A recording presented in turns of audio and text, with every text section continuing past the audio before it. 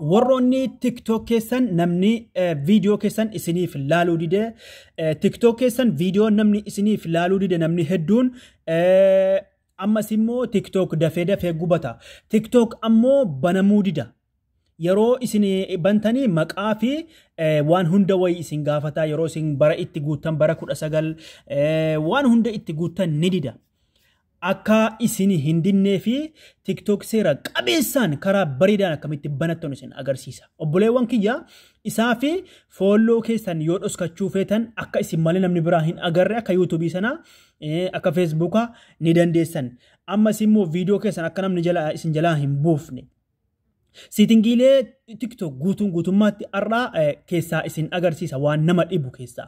Kanaafuu viidiyoon keessan akka nama bira ga'u ariitiidhaan isin agarsiisaa dabalataan TikTok akkamitti seera qabeessaan amma TikTok isin bakka hundatti banattanu sirrii miti TikTok sirriin karaan sirriin seera qabeessi Google irratti kan banamu. Google irratti akkamitti bananna? Emailii yoon qabnee akkamitti karaa sirriidhaan bananna? Kan jedhu guutummaa waahii TikTok har'an isinii xumura. Kanaafuu obboleewwan kiyyaa cufti keessanuu warri ajalatti na hordofaa jirtan cufti keessanuu kottaa. Jalqaba irratti viidiyoo keessan namni isiniif laaluu didee akkaataa isin namni isiniif laaluu sababni inni guddaan viidiyoo keessan namni laaluu dideef profaayilii keessan kana isii kana jechuudha isii kana gaccuqaaftanii waggaa isii kana gaccuqaaftanii obboleewwan kiyyaa tuqaa sadi gaaraa kana isii kana akkana gaccuqaaftanii sana booda privacy kana kunoo bakka qulfii kana tuqxanii sana booda kunoo keessan akkanatti banaatti jira jechuudha warri viidiyoo keessan namni laaluu didee kunoo akkanatti banaatti jirti isiin kun isii kana akkas gootanii ofirraa cufattanii gizee cufattan sana booda viidiyoo isin gadhiiftan cuftinuu isin nama bira gaha jechuudha akkeessaa waan hedduun isin agarsiisa TikTok keessan isa dura banattan achuma isiniif haa ta'u loogaawutti keessanii TikTok seera qabeessan isin agarsiisa har'a akkasiin banattanu. Kanaafuu viidiyoo guutuu isaa akka TikTok banattanuu fi siitingiilee TikTok keessaa guutummaatti riiwashoo jalan isiniif kaa'a. Obboleewwan kiyyaa TikTok irratti hunda isaa yoon barsiise hinduu yaani hinga'u bootaan yaani TikTok daqiiqaa akka inni qabatu ni beektanii. Kanaafuu riiwashoo kun viidiyoon YouTubein kun kan baromsaati viidiyoolee hedduu jala jiranii.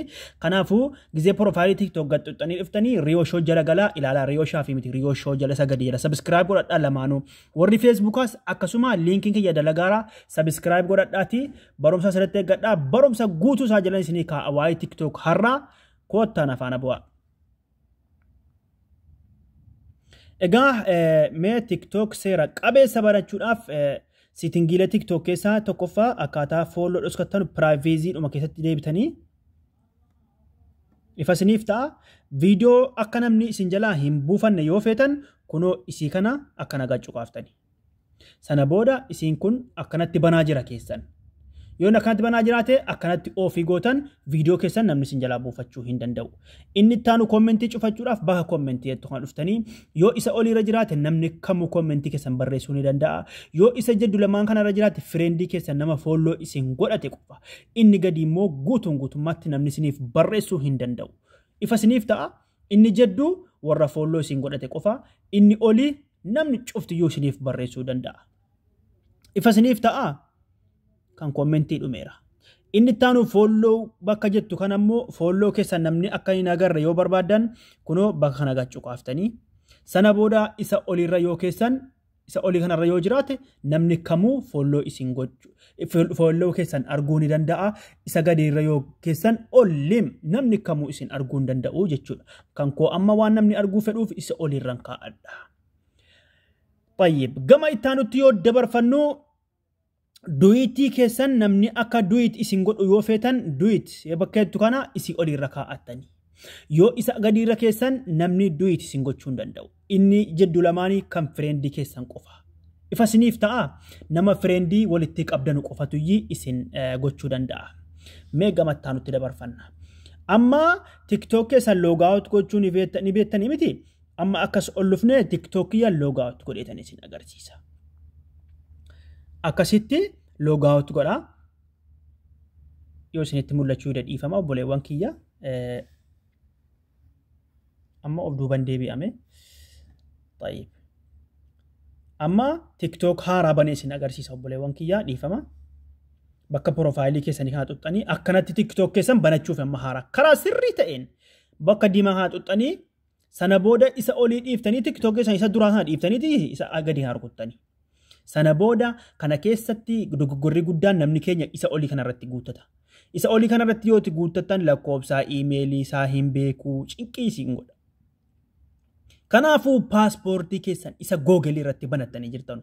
Iimeelii keessan akkaataa gara TikTokitti dabarfattanii TikTok ittiin banattan isin agarsiisa har'ammoomee.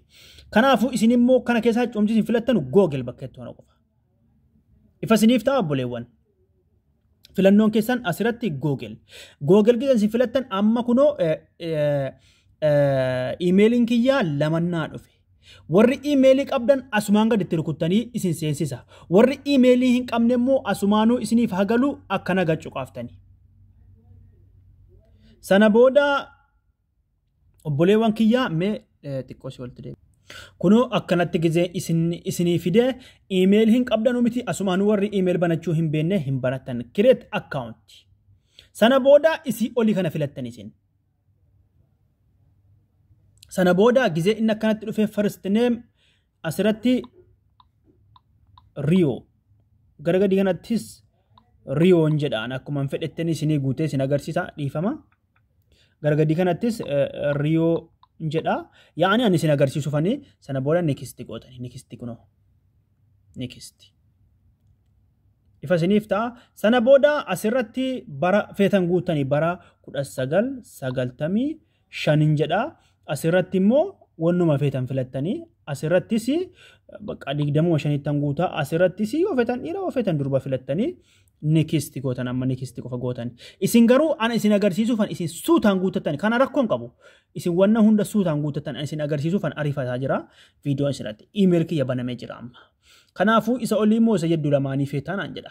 Ani immoo tokkuma irratti dhahadha amma isuma oliittan dhahadha xayyib. Isa sirrii ta'e itti dhooftani.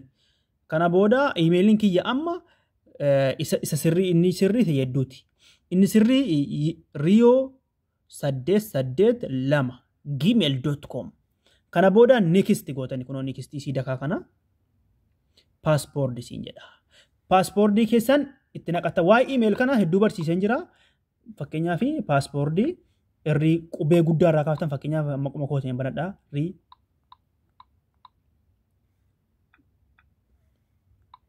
Riyaad jedheera. Eeshi.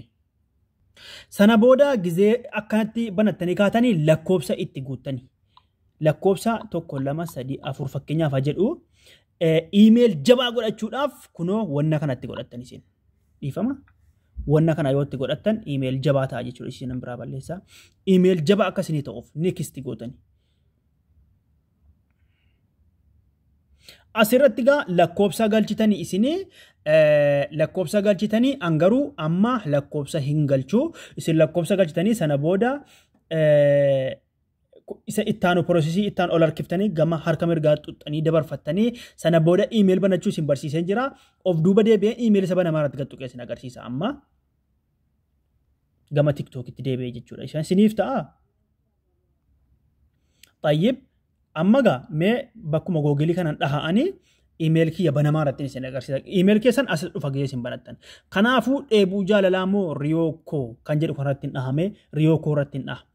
TikTok yanaaf banama moo nama. Irrumatti dhahuu qofa baas kana booda email hedduu yoo qabaattan sana booda asirratti bara isin gaafatee asirratti baruma feetanitti amma asirratti guddaan rakkoon isa kana. Asirratti gad harkiftanii macallistanii isin hin banamu laaltanii amma. Bara 1993 si kanarra kaa'attanii kun rakkoon qaboomaa akkuma feetan sossooftanii sana booda gizee akkanatti gootanii kaatanii gizee akkanatti gootanii kaatanii bara 1993 gizee gootanii next gootanii ni banamu moo hin banamu mee walumaan laalla eeyoo email sirriin ta'ee banamee jira TikTok sirrii ta'ee banamee jira akkuma isin argaa jirtan obboleewwan kiyya rakkoon keenya inni guddaan TikTok banachuu wallaalle akkasiin namoonni hedduun akkanatti rakkachaa jirtan bara 1993 irratti dabarfate TikTokiin akkanatti isiniif banama kanaafuu mee walumaan eenna hamma TikTok ya baname immoo hin banamne dhiifama TikTok gizee sin gadhooftan isin fida animmoo innumtan gadhee kuni isuma kana riyoo tuubeedha sitti waan ta'e jennaan asirratti naa fide kanaafuu mee dhiifama. Obboleewwan rakkoo intarneetaatu na bira jiraa fi of duuba deebi'ee kanaafuu riyoo koo kanarratti hin gadhaa mee isin agarsiisaafanii bakka inni nu geessu bara 1993 irratti hin dhaha. Of duuba na deebisee rakkoo networkiitii bara 1993. Isa kana ammoo bakkuma feetan irra kaa'attanii of feetan akkuma feetanitti kanaafuu next gootanii ammasiin. Eeyo na dabarsee jira jechuudha. Silaa immoo qayyii isinitti bobeessa eeyo banamee jira akkuma isin agartanu eeyo bicaanaa godhee jira agartanii.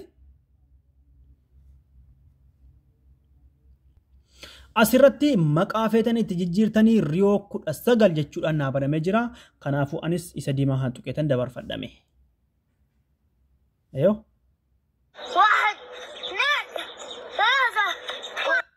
طيب سنة بودا مي جما مي بروفايلي كي ينتوك إلالا ايو agartanii kunoo riyoo 19 jechuun banamee jira akkuma isin argaa jirtan kanaafuu settingiin isaa inni isa banattan kanas keessa galtanii asitti cufaadha kunoo akkanatti ilaaltan jechuudha isin immoo diqqootti bantanii waan